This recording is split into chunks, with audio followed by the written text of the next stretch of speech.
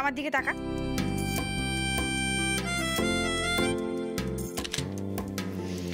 এই দেখ, এই ছবিটা খুব সুন্দর হয়েছে।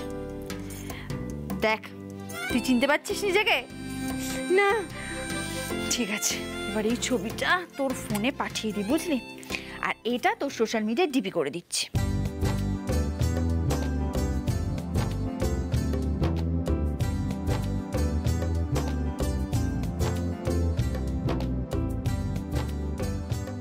ব্যাস হয়ে গেছে, ধর। এবার যেমন ভাবে শিখিয়ে দিলাম সেরকম ভাবে এখানে লিখে লিখে পোস্ট করবি।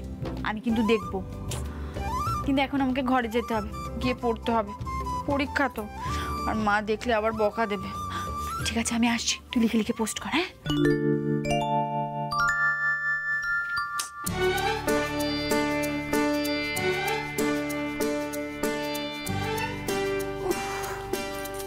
পিয়া দিদি বলে গেল লিখে লিখে পোস্ট করতে, মানে সবাই আমার লেখা পড়বে, আমাকে নিয়ে হাসি মজা শুরু করবে। এই পিয়া দিদিটা না, আমি আর পারি না একে নিয়ে। কি করব আমি এবার? আর ভালো লাগে না এইসব, কিন্তু ব্যাপারটা বেশ মজার। এখানে অনেক বন্ধু হয়, আমারও অনেক বন্ধু হবে। দেখি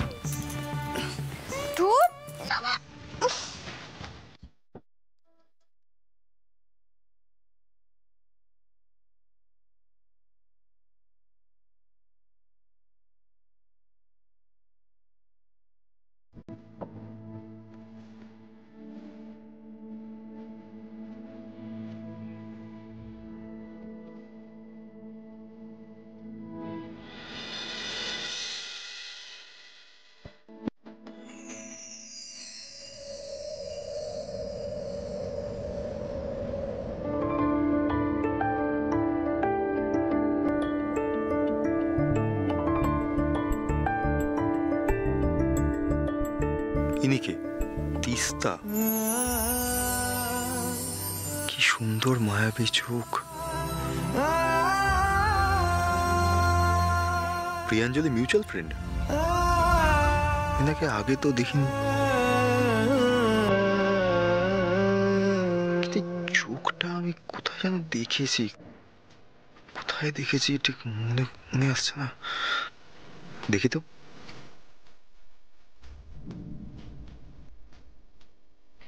নতুন প্রোফাইল, সবে 2টো পোস্ট। আরে বাবা, ইনি আবার লেখেন। সূর্য ডুবে গেল নদীর পাড়ে, একটা দুটো করে তারা জ্বলে উঠেছে আকাশে। কি নাম ওদের, কোথায় থাকে ওরা? শুনেছিলাম মানুষ মরে গেলে তারাদের দেশে চলে যায়, সত্যি কি তাই? ও নীল তারা, আমার বাবা মাও যে ওখানেই আছে। ওরা ভালো আছে তো? ওদের তুমি আমার কথা বলো, কেমন? বলো যে আমার ওদের কথা খুব মনে পড়ে।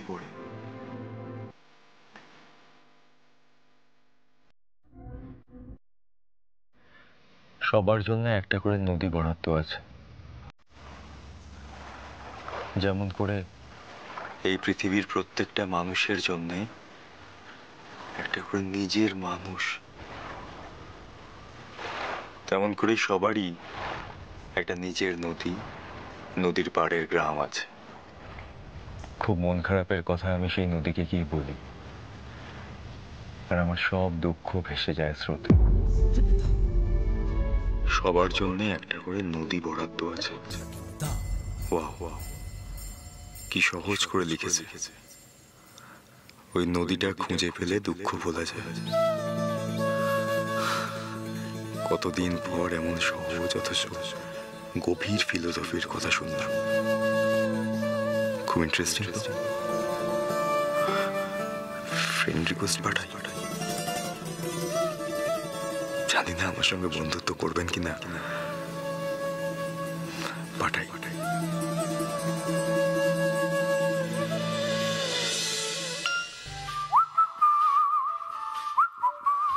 এটা আবার কি?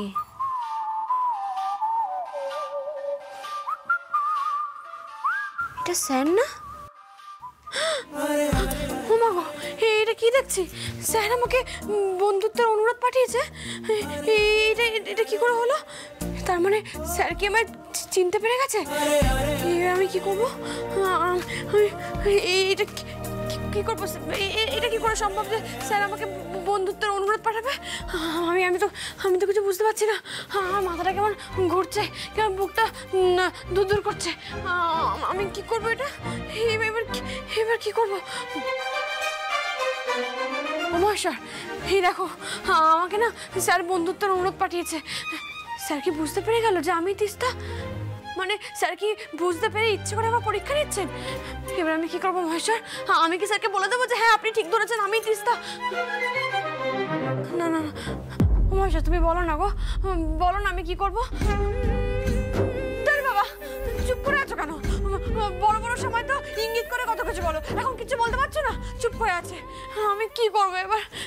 আমি কি করবো? মহেশ্বরও কিছু বলছে না, চুপ করে আছে। আমি যদি ধরা পড়ে যাই, স্যার যদি আবার আমাকে ভুল বোঝেন, আমি কি করবো এবার?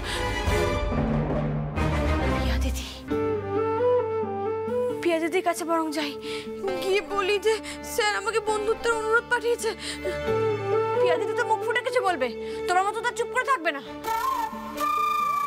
আমি গেলাম, তোমার কথা বলতে হবে না, আমি পিয়া দিদির কাছে গেলাম।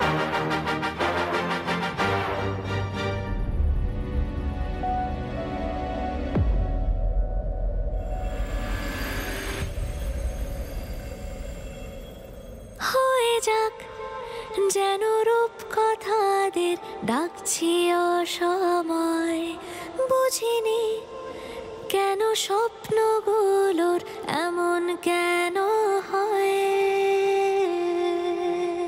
মানুষটা কি তাহলে সত্যি বন্ধুত্ব করতে চান? ছুঁয়ে দিলেই মুখ পোড়ার দেশ। Yesterday night, মন ভেসেছে কোন গোপনে মন ভেসেছে। আরে বড় একা মানুষটা, কি করবো আমি এখন? না না না না, আমার বুদ্ধিতে এসব কুলোবে না। আমাকে পিয়া দিদির সাথেই কথা বলতে হবে। আমি যাই।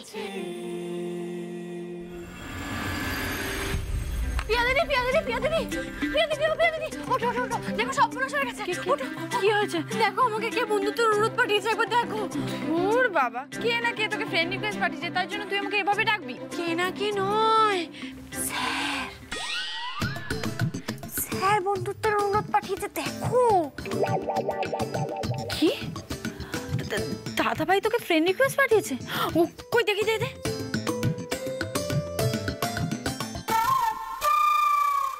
ভারে শ্যামলিদি, প্রথম দিনেই দাদা ভাই তোকে ফ্রেন্ড রিকোয়েস্ট পাঠিয়ে দিল? মজা করো না পিয়া দিদি, তুমি বুঝতে পারছো? স্যার নিজে আমাকে বন্ধুত্বের অনুরোধ পাঠিয়েছে। এটা আমার হয় নাকি? তোর বাবা, তুই এমন করছিস যেন ডাইনোসর তোর সাথে বন্ধুত্ব করতে চাইছে। দেখেছো? তুমি বুঝতে পারছো না, স্যার নিশ্চয়ই বুঝতে পেরে গেছে যে এটা আমি। এবার এক্ষুনি এসে কড়া কথা বলবে, বকাবকি করবে, আবার সেই একই কথা 5 বার বলবে। ওরে বাবা রে! শোন শ্যামলিদি, তোর যদি এত ভয় লাগে না, যা ফোনটা গিয়ে ডাস্টবিনে ফেলে দে। যা, হ্যাঁ যা, ফোনটা ডাস্টবিনে ফেলে দে। হ্যাঁ, এসব রেখে কোনো লাভ নেই, এসব জঞ্জাল রাখলে পরে ঝামেলা বাড়বে। কি করছিস? তোর কি মাথা খারাপ হয়ে গেছে? তুই আমাকে ফোনটা দে, তুই শান্ত একটু বস। তিস্তা আমার ফ্রেন্ড রিকোয়েস্টটা অ্যাকসেপ্ট করছেন না কেন? এক্ষুনি কবিতা পোস্ট করলেন মানে তো অনলাইন ছিলেন, আর এত তাড়াতাড়ি গায়েব হয়ে গেলেন কোথায়? নাকি আমার প্রোফাইল দেখে মেবি হয়তো আমাকে পছন্দ হয়নি, তাই হতে পারে। বাবা, এইটাই হচ্ছে যত রাজ্যের ঝামেলাটা ফেলে দিলেই হতো। তোর বাবা, তুই কি পাগল নাকি শ্যামলিদি? দাদাভাই যদি তোকে চিনতে পারতো তাহলে এতক্ষণ ওয়েট করতো, তোর ঘরে গিয়ে 2 কথা শুনিয়ে দিয়ে আসতো। হ্যাঁ, এটা তো ঠিক কথা। এই সুযোগ স্যার কিছুতেই ছাড়তেন না। ঠিক বলেছো এটা। দাদাভাইয়ের তিস্তার প্রোফাইলটা ভালো লেগেছে, দাদাভাই তিস্তার সাথে বন্ধুত্ব করতে চাইছে। বন্ধুত্ব আমার সাথে? তোর সাথে না, তিস্তার সাথে। শ্যামলীদি, এটা একটা সামান্য বন্ধুত্ব, তোকে তো তখনই বললাম। তুই একটা কাজ কর, তুই দাদাভাইয়ের ফ্রেন্ড রিকোয়েস্ট অ্যাকসেপ্ট করে নে। হ্যাঁ, তোকে তো তখন শিখিয়ে দিলাম কিভাবে অ্যাকসেপ্ট করতে হয়, কর।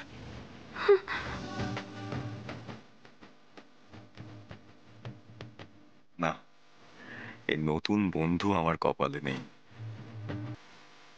যাক, শুয়ে পড়ি।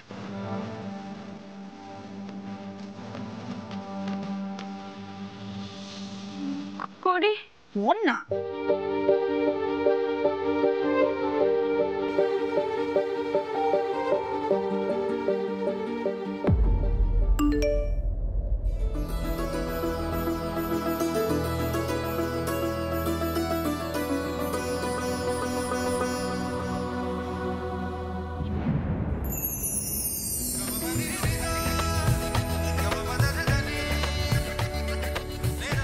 তিস্তা আমার রিকোয়েস্ট অ্যাকসেপ্ট করে নিয়েছে।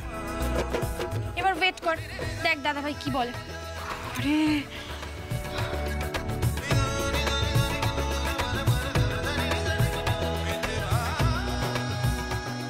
এখনো তো কিছু পাঠালো না রে। নমস্কার তিস্তা।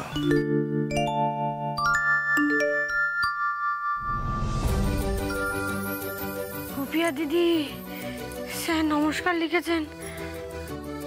তাতে কি হয়েছে, লোক তো বন্ধুর সাথেই কথা বলে নাকি। এবার তুইও কিছু লেখ। আমি কি লিখবো? আমি কি লিখবো? শ্যামলীদি, তুই তোর বন্ধুকে কি লিখবি সেটা আমি কি করে জানবো বলতো। এরকম করো না পিয়া দিদি, বলে দিচ্ছে কিন্তু।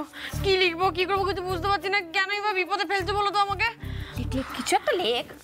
কি ব্যাপারটা কি প্রিয়া?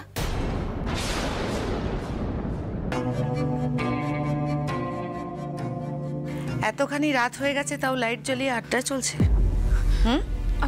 সামনে পরীক্ষা ভুলে গেছো? পিয়া দিদি, তুমি ঘুমিয়ে পড়ো, আমি আসছি।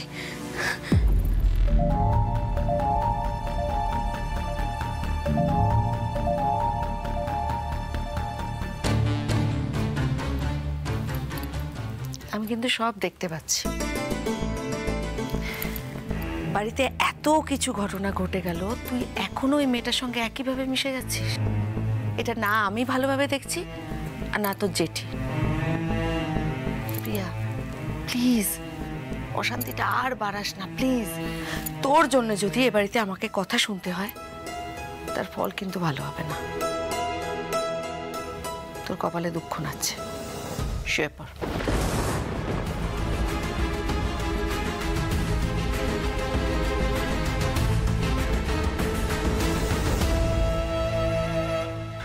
না, যখন অ্যান্সার করছেন না তার মানে হয়তো আমার সঙ্গে কথা বলতে চান না, হয়তো জাস্ট ক্যাজুয়ালি রিকোয়েস্ট অ্যাকসেপ্ট করে নিয়েছেন।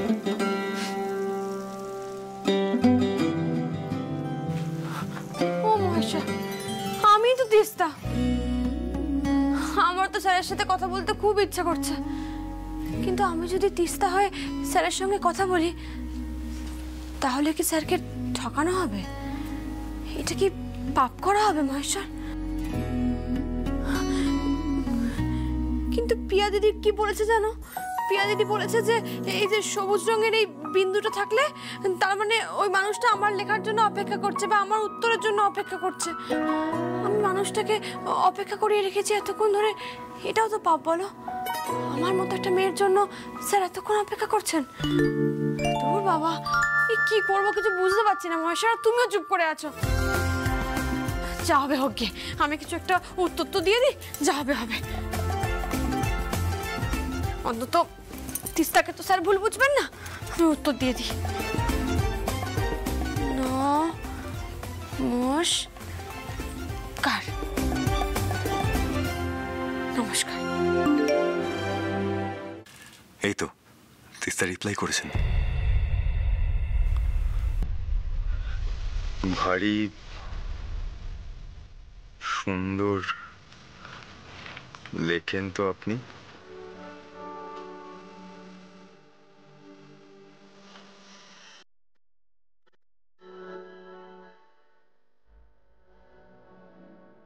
আমার লেখা স্যারের পছন্দ হয়েছে? ও মহেশ্বর, এবার তো আমি মরেই যাব।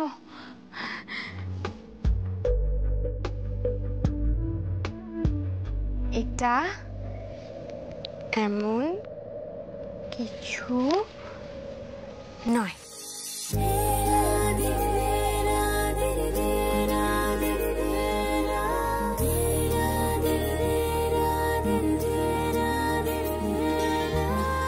নদীর কাছে গিয়ে বললে সত্যি দুঃখ কমে।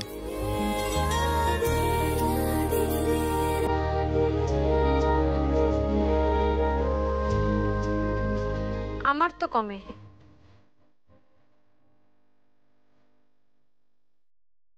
দুঃখের কথা নদীকে কেন বলেন?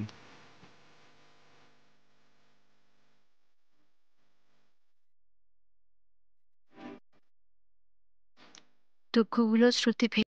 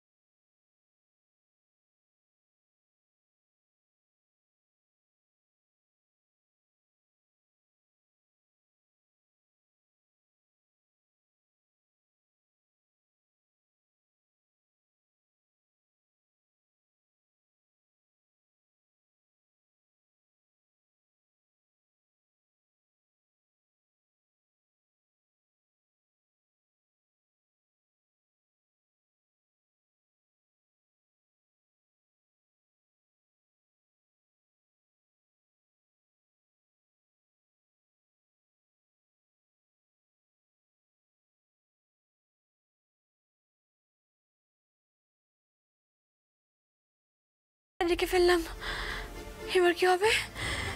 স্যার বুঝে যাবেন যে আমি লিখছি। আমি তো এবার ধরা পড়ে যাবো মনে হয়। আমি কেন স্যার লিখে ফেললাম?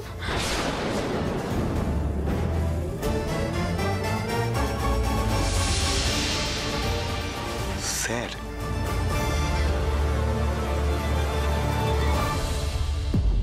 সেই তো কি বলে এবার সম্বোধন করবে? আমাকে স্যার বলবেন না প্লিজ, আমাকে অনিকেত বলে ডাকবেন। আবার কথা হবে, ভালো থাকবেন, বাই।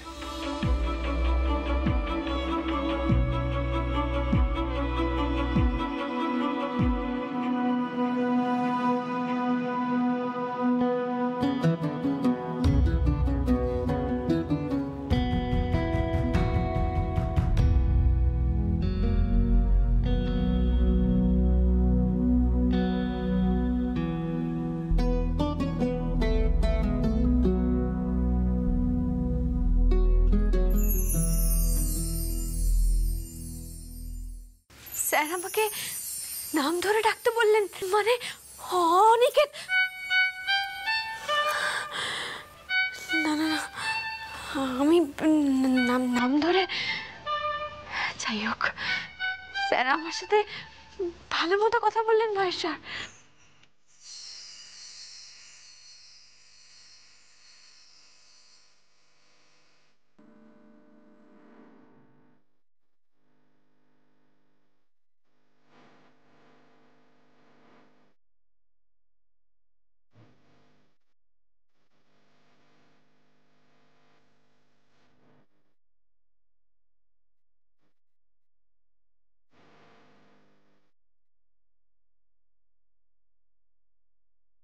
প্রথমবার স্যার আমার সঙ্গে এত ভালো মতো কথা বললেন। আমার যে কি আনন্দ হচ্ছে মহেশ্বর, আমি আমি বলে বোঝাতে পারবো না। আমার খুব আনন্দ হচ্ছে মহেশ্বর।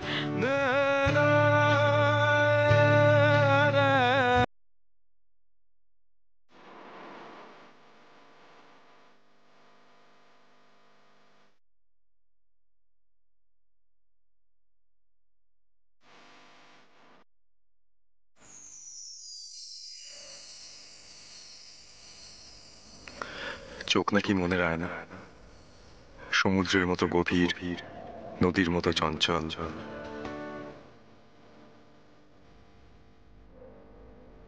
অরণ্যের মতো রহস্যময় আপনার চোখ। অনেকদিন পর কারো চোখের দিকে তাকিয়ে আমার মনটা জুড়িয়ে গেল।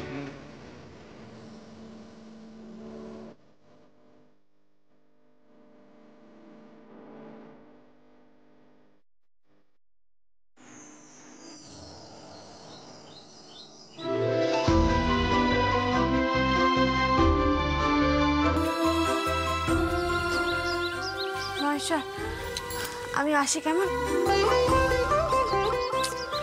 চিন্তায় পড়েছি গো মহেশ্বর। কাল পিয়া দিদি কি ফর্দ বানালো কে জানে, আর আমি ওই ফোন দেখতে দেখতে ফর্দগুলো মেলালাম মনে হয়। আর কাকা বলেছিলেন আজকে একটু তাড়াতাড়ি যেতে, আজকেই দেরি হলো। ফোন করি একটা কাকাকে, করে বলি যে আজকের দিনটা চালানোর মতো কোনো রকম একটা বাজার করে নিয়ে আসুক। আজকে না হয় বাড়ি ফেরার সময় হোটেল বন্ধ করে মাসকাবাড়ি বাজার তুলে একেবারে হোটেলে দিয়ে আসবো, সেটাই ভালো হবে। না হয় তাড়াতাড়ি আজ হোটেল বন্ধ করে দেবো, কিছু তো করার নেই। একটা ফোন করি।